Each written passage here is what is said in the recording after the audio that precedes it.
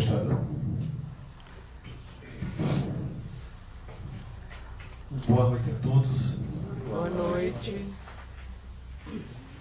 Pessoal, eu tenho uma dificuldade muito grande. Eu enxergo muito pouco. E a minha esposa, quando eu saio do roçado para ver as igrejas, ela se apavora. Mas eu escuto muito bem. E eu não escutei os encarnados aqui presentes. Então eu vou dar mais uma vez uma boa noite. Quem sabe eu escuto agora. Boa noite a todos. Boa noite. Nós já tivemos a oportunidade de conversar, de refletir, né? Agora é a hora de nós estarmos conectados, como nosso irmão falou. Eu tenho sempre comigo, esses 25 anos da doutrina, que nós temos pouco tempo útil na nossa vida. Porque a gente corre muito atrás de alguns valores que não nos levam a nada. E um desses poucos tempos que a gente tem é quando a gente está num templo religioso, e seja qual for. Não precisa ser uma casa espírita.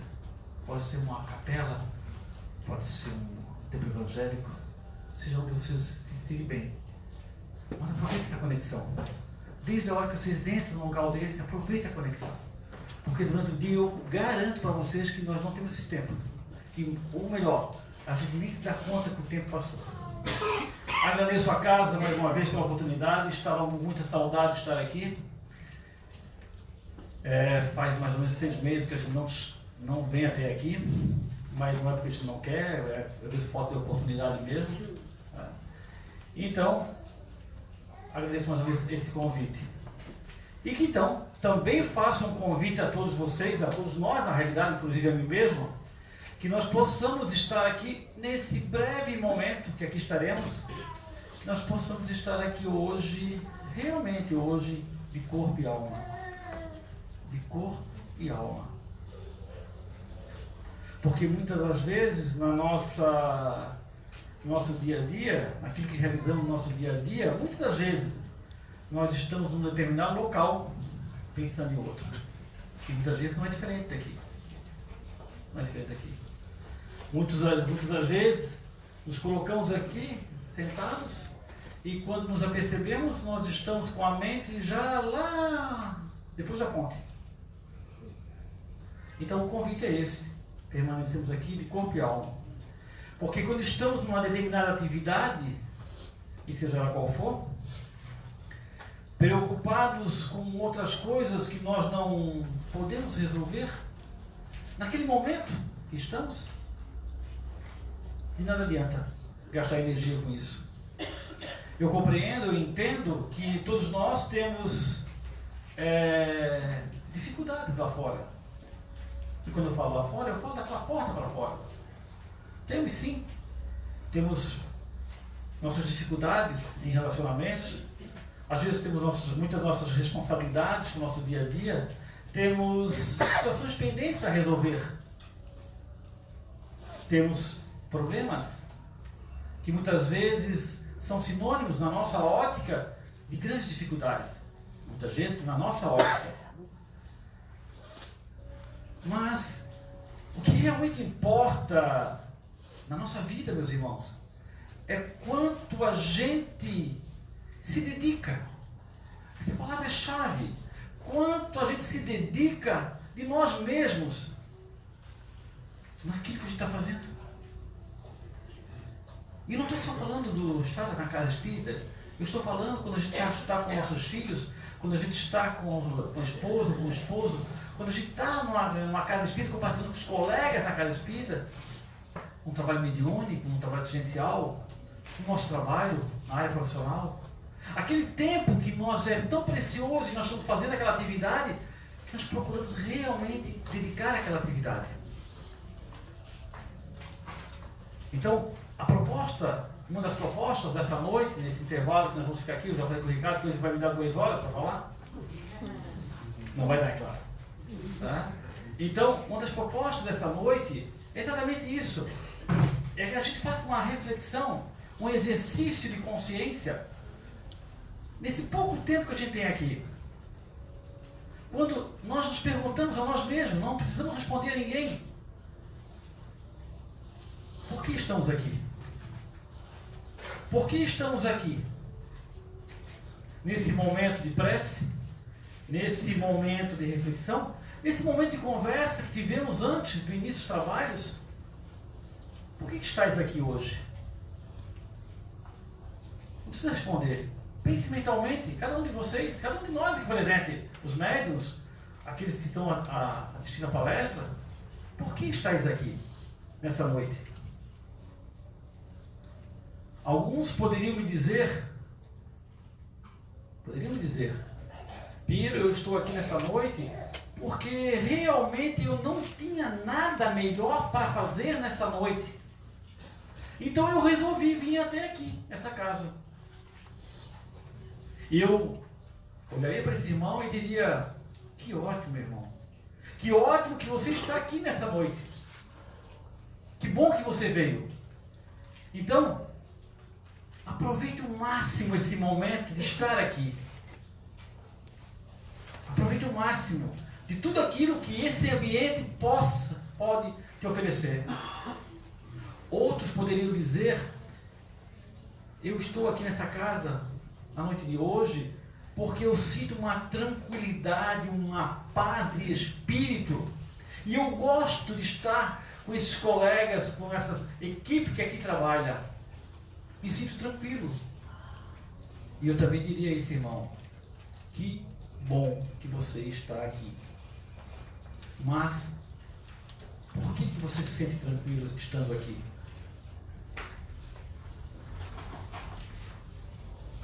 Vamos pensar a respeito disso. Vamos pensar a respeito disso, desse estar aqui. Não simplesmente estar, mas por que eu estou aqui? Essa é uma das propostas dessa noite. E dentro dessa proposta na noite de hoje, nós vamos falar sobre um tema que é deveria ter muito mais tempo para falar sobre isso. Mas não temos. Então vamos tentar passar o máximo que podemos passar para instigar a todos a buscar o conhecimento em outras obras, é claro. O tema que nós propomos também na noite de hoje é falar sobre da aceitação ao perdão. Ao perdão. Porque não dá para perdoar ninguém, nem a nós mesmos, se nós não conseguimos aceitar ou compreender aquilo que está acontecendo na nossa vida. Não dá. Mas para trabalhar o perdão na noite de hoje, primeiro é necessário trabalhar um pouquinho essa questão da aceitação. Muitos dos que estão presentes aqui, com certeza, se nós perguntássemos, se tivesse a liberdade de responder, eles iriam afirmar: eu sou uma pessoa resignada. Resignada. O que é uma pessoa resignada? Na ótica dele, eu aceito tudo que a vida me proporciona. Eu aceito tudo que Deus me dá. Diríamos, que ótimo. Que ótimo. Mas tem uma pergunta que não quer calar. Mas aceita como? Como é que você aceita? Você aceita produzindo? Ou você aceita conformado? Como você aceita? Esse seu conformismo é de um simples silêncio da alma diante da dificuldade que você está vivenciando? Ou esse conformismo é de alguém que busca realmente um aprendizado diante daquilo que você está vivenciando? Como você aceita as coisas que acontecem na sua vida? Vamos fazer um exercício rapidamente. Hoje eu vim fazer barulho aqui pelo jeito. Fazer exercício.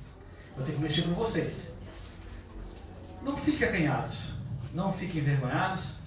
Mas quem daqui realmente acredita que existe um Deus? Aqueles que não responderam ainda devem estar vagando, como eu disse no início, até a ponta, mas daqui a pouco volta. Daqui a pouco volta. Então nós acreditamos que existe um Deus. Ok. Se não fosse permitido eu colher de vocês, cada um, ou de mim mesmo, uma explicação, um conceito do que seria Deus para cada um de nós aqui presente, com certeza cada um teria a sua forma particular de falar do seu Deus, da sua divindade, né? Mas, se todos nós acreditamos num Deus, nós podemos compartilhar do mesmo pensamento. Podemos então dizer que esse Deus é um Deus bom e justo. Bom e justo. Não é isso? Não é isso que a gente entende? Pelo menos isso aí nós compartilhamos juntos. É um Deus bom e justo. Se nós utilizarmos as informações contidas no Livro dos Espíritos, e eu gosto sempre de mencionar, esse ano agora, recentemente, dia 18 de abril de 1800, perdão, 18 de abril de agora, foi comemorada a data de 162 anos da publicação da primeira versão do Livro dos Espíritos. 162 anos atrás. Também se comemora esse ano, entre aspas, não se comemora, mas se lembra, né, dos 150 anos do desencarne de Kardec. E quem não assistiu Kardec no cinema aí pode assistir, assista. Quando Kardec, codificador da doutrina espírita, no Livro dos Espíritos, vai perguntar aos gênios tutelares da humanidade, aos espíritos superiores, deixa nem chorar, ele acabou que se acalma, não se preocupe com ele, prestando atenção aqui. Quando Kardec fez a primeira pergunta do Livro dos Espíritos, por isso que convido a todos a estudarem a doutrina espírita, a estudar o Livro dos Espíritos, as obras básicas pelo menos. Kardec não perguntou quem é Deus. Por que não perguntou quem é Deus? Porque, para não dar uma conotação humana à figura de Deus, aquele senhor de barbas, que nós aprendemos entre aspas, né, está sentado no céu, num trono, com cetro na mão, esperando chegar os espíritos, ou as suas criações, e decidir se manda para o céu ou se manda para o inferno. Não. Kardec pergunta o que é Deus? O que é Deus? E os gênios tutelares da humanidade, os nossos amigos espirituais, respondem a Kardec. Ele é um ser bom, justo, causa primária de todas as coisas, inteligência suprema. Inteligência suprema. Então vamos pensar assim. Se Deus é bom, né? Se Deus é justo, disso nós compartilhamos juntos, o mesmo pensamento. Se tudo vem dele, e se Deus é inteligência superior, ou seja, tudo ele organiza no universo. E nós estamos aonde? No universo. Então, ele também organiza as coisas da nossa vida. Ok? Então, se alguma coisa, se assim podemos chamar, está acontecendo na nossa vida, e seja ela qual for, essa alguma coisa, que pode ser uma dificuldade emocional, uma patologia, principalmente grave, né? Seja a doença que for, né? Um momento de extrema alegria, de extrema felicidade, seja o que for. Tudo isso, então, meus irmãos, passou por onde? Pelo crivo de Deus. Ele permitiu, ele organizou. Então, se passou pelo crivo de Deus, isso serve de alguma forma na minha vida. Isso serve de alguma forma na minha vida. Alguns simplesmente, diante de uma grande dificuldade, se conformam, dizendo: eu aceito tudo que a Bíblia me traz. E isso é uma forma de aceitação. Ele aceita pacificamente. E ainda diz mais ainda. Quantas vezes nós já ouvimos isso? Eu tenho que sofrer. Eu tenho que sofrer. Faz parte do meu caminho. E parece que isso vai dar bônus lá na frente ainda. Parece que isso vai dar bônus ainda. Eu tenho que sofrer. Bom, se eu tenho que sofrer, vamos pensar o seguinte. Deus não é bom? Deus não é justo? Por que se ele é justo, por que um pai colocaria sofrimento na vida de um filho? Ainda mais sendo Deus.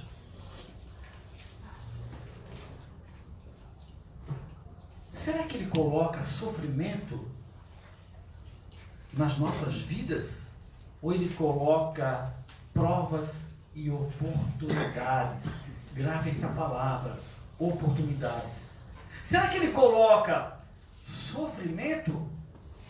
Ou ele coloca, ou ele permite que chegue até mim, ele permite que chegue até mim algumas dificuldades, que muitas vezes eu não a compreendo ainda. Cada um faça a sua reflexão. Mas se nós vamos também trabalhar a questão do perdão, através da aceitação, daquilo que nos acontece, nós precisamos realmente construir uma base de entendimento daquilo que nesse momento nós estamos enfrentando. Alguns estão enfrentando uma doença, alguns estão enfrentando momentos emocionais, alguns estão enfrentando seja o que for, mas que causa dor, angústia. Precisamos entender. Quando eu penso que Deus permite que dificuldades me alcancem, vamos pensar. Quem daqui dos presentes ainda não enfrentou ou teve a oportunidade de enfrentar dificuldade na sua vida? Não precisa responder, só pense. Tá? Eu tive, e bastante, e vou ter muito ainda. Tá? Quando a gente superou aquela dificuldade que enfrentamos, aquele momento difícil, tudo aquilo se dissipou. Quando a gente conseguiu resolver aquilo que parecia sem solução. Quando isso passou, se pergunte, você era o mesmo no início da dificuldade, daquele processo dolorido que você começou a enfrentar? Ou você se transformou em alguém melhor? A grande maioria, com certeza, poderia responder, não, Pinheiro. Depois que eu passei o meu processo dolorido, seja doença, ou meu problema emocional, seja o que for, eu me tornei uma criatura melhor. Aprendi. Alguns poderiam dizer para mim, Pinheiro, eu não passei o processo e não aprendi nada. Não mudou nada na minha vida. Se tudo passa pelo crivo de Deus e é Ele que permite que nos chegue, aquele que não aprendeu nada, eu digo com toda certeza, prepara. Porque se veio com o objetivo de ensinar e não aprendeu, a carga da próxima vez será muito maior. Muito maior. Para despertar o aprendizado. É para isso que nós estamos aqui na Escola da Terra. Mas, se nós aprendemos, se nós não somos mais a mesma pessoa, do início da dificuldade, né? Por quê? Porque a gente aprendeu alguma coisa com aquela dificuldade que nós vivenciamos. Né? Porque pela dificuldade que cada um vivencia, cada um tem a sua forma peculiar de se ver diante da sua dificuldade, tá? A gente tem que se mexer. Nós temos que se mexer. Pela dificuldade, a gente tem que sair daquela zona de conforto onde a gente está instalado. Por quê? Porque a dificuldade me obrigou? Não. A dificuldade não me obrigou. A dificuldade me oportunizou, me convidou que eu fizesse força, movimento. E eu faço força de que jeito? Exercitando a paciência na minha vida, diante daquela dificuldade. Eu faço força de que jeito? Trabalhando um pouco mais para auxiliar aquele que precisa. Eu faço força esperando um pouco mais diante da dificuldade que eu estou vivenciando. Por quê? Porque muitas vezes nós temos pressa de resolver as coisas. E a vida não é do jeito que a gente quer.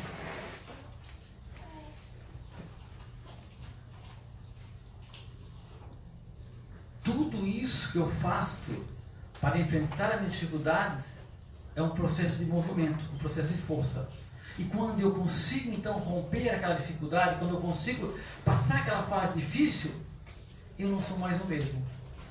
Por que eu não sou mais o mesmo? Primeiro, eu já tive a condição de experimentar, de vivenciar aquilo. Segundo, vivenciando aquilo, eu me torno um pouco mais paciencioso. Vivenciando aquilo, eu me torno um pouco mais consciente daquela fase que eu vivenciei. Dessa forma, quando vier algo semelhante, uma dificuldade semelhante, aquela que eu já enfrentei, aquela que eu passei por tanto sofrimento, eu vou conseguir enfrentar ela com um pouco mais de clareza, com um pouco mais de força.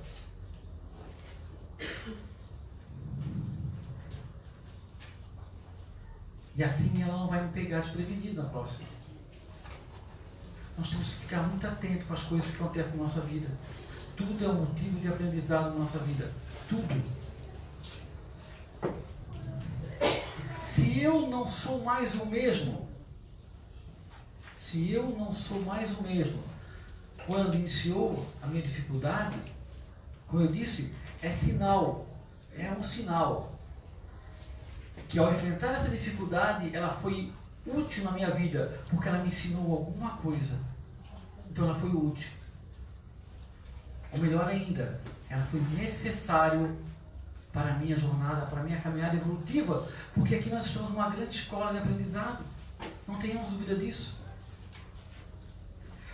Quando nós começamos a trabalhar a ideia de aceitação, nós vamos concluir, quando nós abrimos o nosso coração e a nossa mente para isso, nós vamos concluir que tudo que nos chega, apesar de nós muitas vezes não compreendermos, tá? Passa por dois crivos. Passa pelo crivo da utilidade, foi útil na nossa vida, e passa pelo crivo da necessidade. É muito provável que em certos momentos da nossa vida, como hoje, por exemplo, muitos procuram uma capela, por exemplo, outros procuram uma sinagoga, outros procuram um templo evangélico, outros procuram um centro de umbanda, outros procuram um centro espírita, seja onde for. Nos vários momentos difíceis que passamos na vida, em busca do quê? Em busca dessa espiritualidade, em locais que a gente se sente bem. Por quê? Porque eu estou completamente desorientado. Eu estou completamente perdido. Eu estou desesperado com as coisas que estou vivenciando.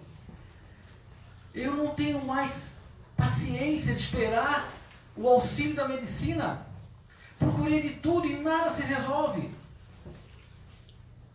Então eu recorro à espiritualidade. Eu recorro a Deus. Eu recorro aos santos. Eu recorro aos guias. Eu recorro aos anjos. Quando eu faço esse movimento, eu estou demonstrando a mim mesmo que eu preciso disso. Agora, na nossa vida também existe um outro movimento. Um item muito interessante, que é o caminho da utilidade. Ser útil para nós. Nesse ponto, a doutrina espírita se torna bem forte. Por quê? Por que ela se torna bem forte? Porque a doutrina espírita é melhor que as outras doutrinas? Não. A doutrina espírita não é melhor que as outras doutrinas. De maneira nenhuma. Mas quando a gente sai do banco e só ouvir uma doutrinária e passa realmente a estudá-la com muito mais profundidade, nós vamos perceber que ela não é melhor que as outras. Ela é diferente. diferente. Ela é diferente. O surgimento dessa doutrina foi um convite há 162 anos atrás à humanidade. Para quê? Para que todos nós começássemos a pensar e a refletir sobre as coisas. Esse é o convite que ele nos fez há 2000 anos atrás. Alguma vez o mestre impôs alguma coisa? Nenhuma passagem do Evangelho lhe impõe nada.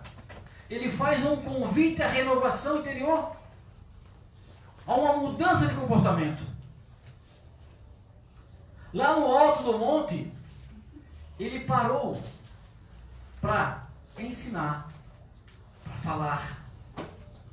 Ele vivenciou tudo aquilo que ele falava, junto com aqueles que lá estavam.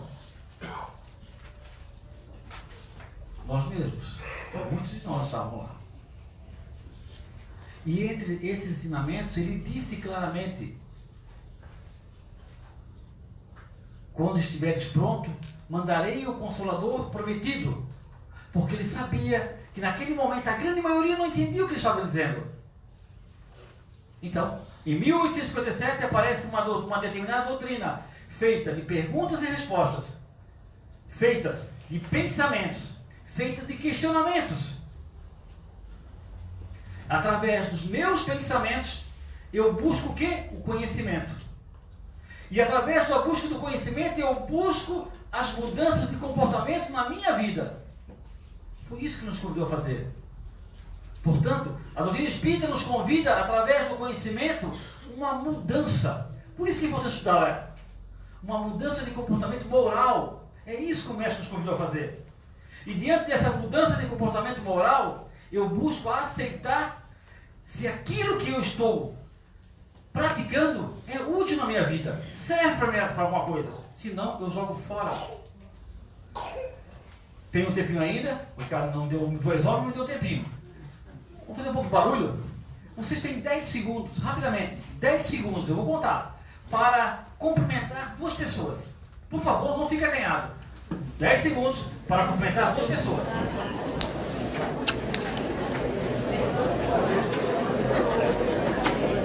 Bom estar aqui com você.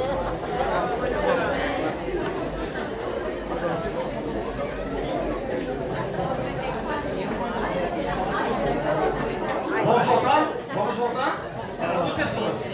2 pessoas é 10 segundos.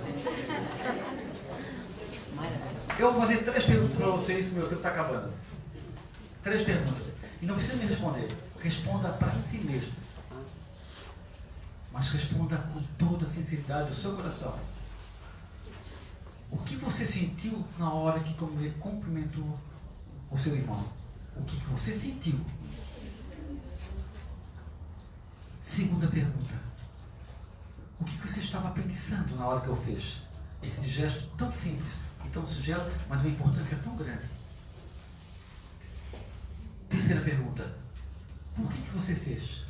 Porque um cara que está aqui na frente, de azul, de óculos, careca, pediu para vocês fazer, determinou, obrigou, impôs? Reflita.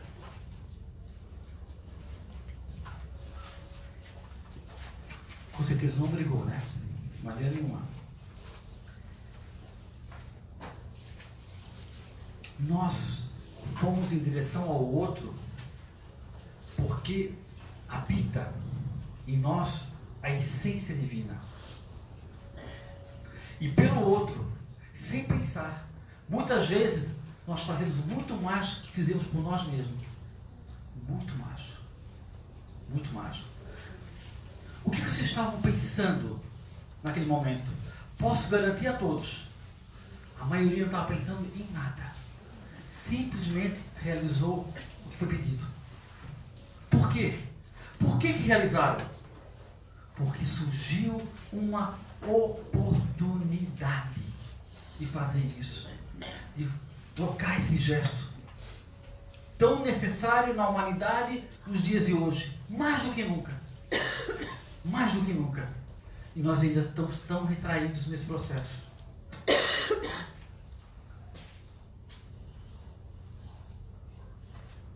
Nós simplesmente aceitamos o convite e agimos em prol do outro. Simplesmente realizamos. Assim também é o perdoar. O perdoar é uma oportunidade espontânea que cada um de nós tem de quê? De jogar esses lixos emocionais que nós guardamos dentro de nós, que nos sufoca, que faz com que a gente morra. E morra, desencarna mesmo muitas vezes. Morre, não cresce, não evolui espiritualmente. E ainda temos a coragem de dizer para nós mesmos que o outro está sendo prejudicado.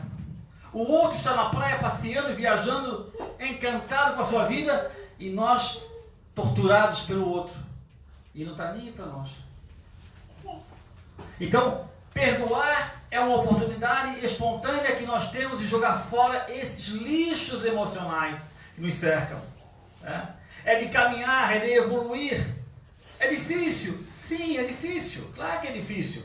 Porque presos na matéria que ainda estamos, mesmo depois do envio do Consolador prometido por Jesus há 162 anos.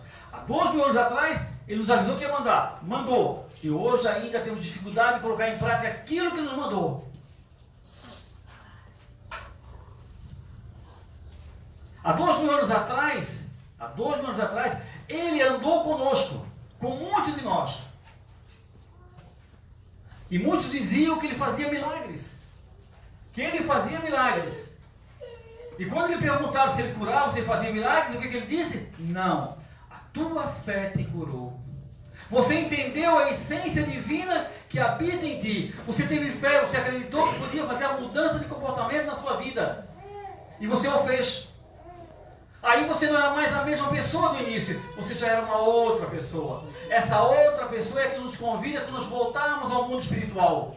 Não é agora.